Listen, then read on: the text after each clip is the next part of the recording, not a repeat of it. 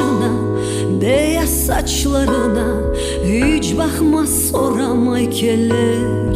Sevgi insanın kalbini ya da kırıp gider, ya da gerçekten bahtlı eder. Sevgi tek sevgi insana gerek, dünyanı yaşartmak sevgi tek gerek.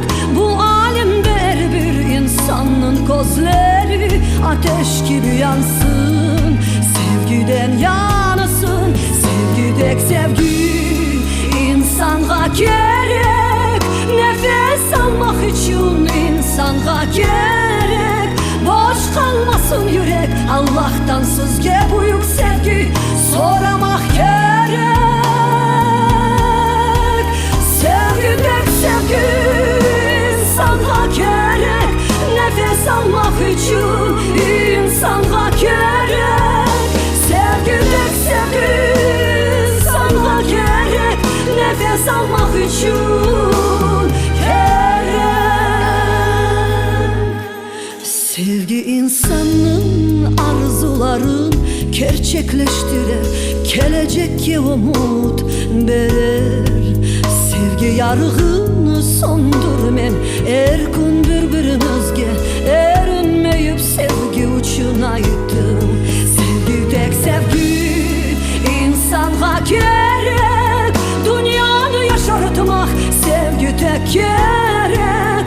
Bu alemde her bir insanın gözleri ateş gibi yansın, sevgiden yanısın. Sevgi tek sevgi insana gerek, nefes almak için insana gerek.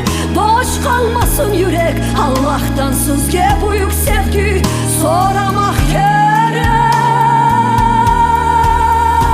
Sevgi tek sevgi insana gerek, nefes almak için insana gerek.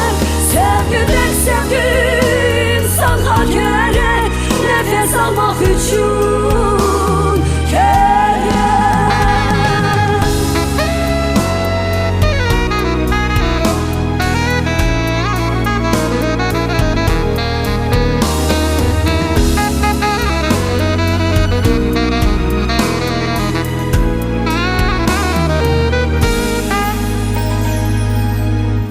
Sevgi insanın yaşına, beyaz saçlarına hiç bakmaz soramay keller. Sevgi insanın kalbini ya da kırıp gider, ya da gerçekten bahtlı